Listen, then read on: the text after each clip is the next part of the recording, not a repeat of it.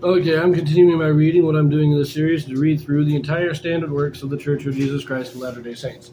This consists of the Bible, the Book of Mormon, the Doctrine and Covenants, and the Pearl of Great Price. I am reading in a chronological order of events, not according to publication or volume, so I will be skipping around a little bit as I move along. Right now, I am still in Deuteronomy, and this is chapter 21. Excuse me. Got a little bit of a cold right now, so...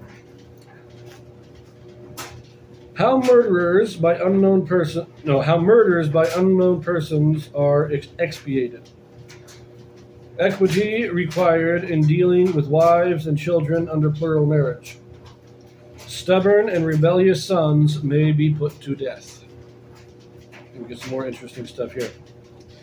If one be found slain in the land which the Lord thy God giveth thee to possess it, lying in the field, and it be not known who hath slain him, then thy elders and thy judges shall come forth, and they shall measure unto the cities which are round about him that is slain.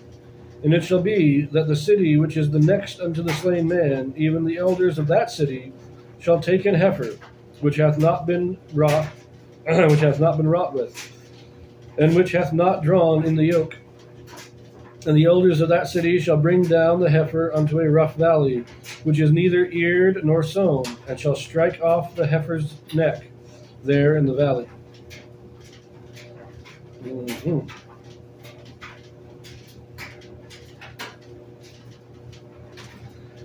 And the priests, the sons of Levi, shall come near, for them the Lord thy God hath chosen to minister unto him, and to bless in the name of the Lord, and by their word shall every controversy and every stroke be tried. And all the elders of that city that are next unto the slain man shall wash their hands over the heifer that is beheaded in the valley. And they shall answer and say, Our hands have not shed this blood, neither have our eyes seen it. Be merciful, O Lord, unto thy people Israel, whom thou hast redeemed, and lay not innocent blood unto thy people of Israel's charge, and the blood shall be forgiven them. So shalt thou put away the guilt of innocent blood among you, when thou shalt do that which is right in the sight of the Lord. This is an interesting one. Now, this is what's going on here. You find a dead body. You find a person dead. You don't know who killed him, and back then you didn't have a lot of forensics and weren't too many detectives out trying to figure out who killed him. So if you can't figure out who killed him, which was not unlikely, then the guys who found him, the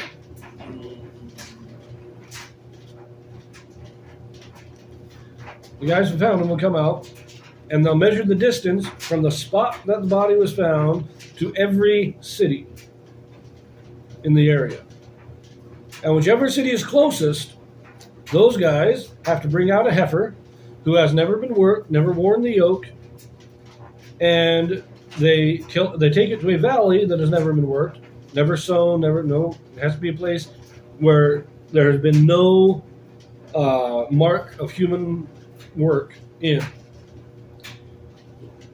And you behead the cow. And then the priests come out, and all the elders of that city wash their hands over the cow and saying, we are not guilty of this. And then the people say, okay. And the case lies. And it is left in God's hand. The murderer may never be found, depending on circumstances. But we leave it. We say, okay. We're not going to just be killing people randomly. We're not going to accuse without evidence. And when the priest declares that this ritual, this ordinance has been completed correctly, then the controversy stands. Now, the controversy is gone. No more. No more rumors. No more unverified accusations. None of that is allowed. We have now cleared the matter. I like that. This is a way of saying, of getting rid of rumors and accusation and unfounded accusations. It's an interesting way of doing things But I understand that the point of it is to free the innocent from unjust suspicion. Sorry. Verse 10. When thou goest forth to war against thine enemies, and the Lord thy God hath delivered them into thine hands, and thou hast taken them captive, and seest among the captives a beautiful woman, and hast a desire unto her, that thou wouldest have her to thy wife, then thou shalt bring her home to thine house, and she shall shave her head and pare her nails. And she shall put the raiment of her captivity from off her, and shall remain in thine house, and bewail her father and her mother a full month. And after that thou shalt go in unto her, and be her husband, and she shall be thy wife. And it shall be, if thou have no delight in her, then thou shalt let her go whither she will. But thou shalt not sell her at all for money. Thou shalt not make merchandise of her, because thou hast humbled her. So, people want to make accusations against the law of Moses all the time. Well, first of all, no, you are not allowed to just force women. You couldn't just take women as the spoils. If you want, you could take them as servants, as slaves, but you could not have sex with them unless you were going to marry them. You had to marry them first. And before you could marry them, you had to give them this time of mourning. 1 month, they had to live with you, but no sexual relationship was permitted until you were married. And after that month, if you decided you didn't want to marry them, you had to set them free. You couldn't keep them as a slave. You couldn't keep them as a servant. You couldn't sell them as a slave. They had to be set free. At that point, you either had to marry them, or they were free to go wherever they wanted. It didn't. They were just free. But if you still wanted to marry them, you married them. And you treated them as a wife, not as a captive, not as a slave, not as a sex toy. No, they were your wife. And they had all the rights of a wife. And you had all the responsibilities of the husband. Verse 15. If a man have 2 wives, one beloved and another hated, and they have borne him children, both the beloved and the hated, and if the firstborn son be hers that was hated, then it shall be, when he maketh his sons to inherit that which he hath, that he may not make the son of the beloved firstborn before the son of the hated, which is indeed the firstborn. But he shall acknowledge the son of the hated for the firstborn by giving him a double portion of all that he hath. For he is the beginning of his strength. The right of the firstborn is his. If a man have... Oh, no, let's pause there again. This is a law about plural marriage. It doesn't matter how you personally feel about any of your wives. The oldest son is the oldest son. He gets the right of the oldest son. You cannot disinherit him because of his mother. So, and this is like the best example of this is Jacob. Leah was his first wife. Reuben was his first son. Reuben had the birthright. And he even calls Reuben the beginning of his strength, just like this does.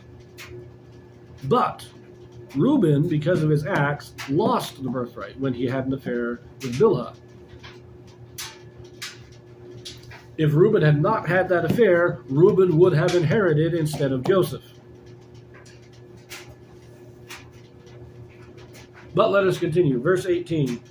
If a man have a stubborn and a rebellious son, which will not obey the voice of his father or the voice of his mother, and that, when they have chastened him, will not hearken unto them, then shall his father and his mother lay hold on him, and bring him out unto the elders of his city, and unto the gate of his place.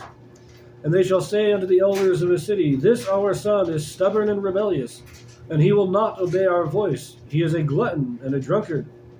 And all the men of his city shall stone him with stones, that he die. So shalt thou put evil away from among you, and all Israel shall hear and fear. And if a man have committed a sin worthy of death, and he be to be put to death, and thou hang him on a tree, his body shall not remain all night upon the tree, but thou shalt in any wise bury him that day. For he that is hanged is accursed of God. that thy land be not defiled, which the Lord thy God giveth thee for an inheritance.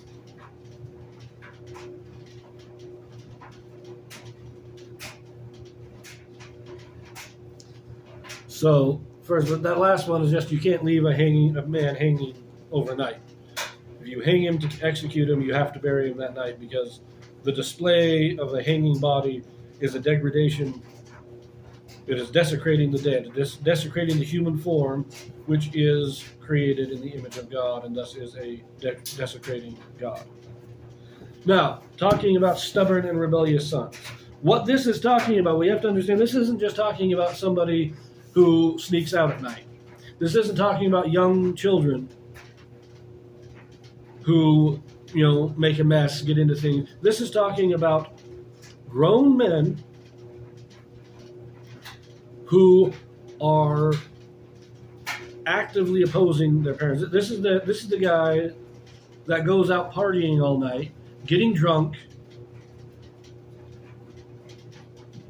living a frivolous life, and when his parents chastise him and try to correct his behavior, he refuses to listen. He will not engage. He still engages in this activity, this is disruptive. This is activity that disrupts society. What this is really getting at, more than anything, is it is a prevention of crime families. This is saying a parent cannot protect their children from justice. Because remember, it is the parents who have to take this stubborn and rebellious son to the elders to be stoned. This is saying, no, your son is in the way of criminal behavior. You have to bring him, and the people will deal with it, but you have to turn him in. This is a law to prevent crime families, because it is saying that the law is more important than your family.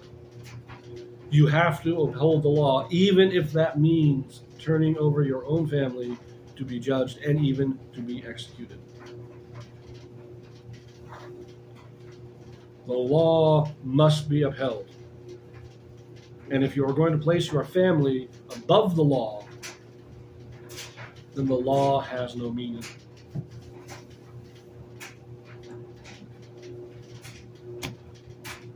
I'm going to leave that here, and I will see you in the next one.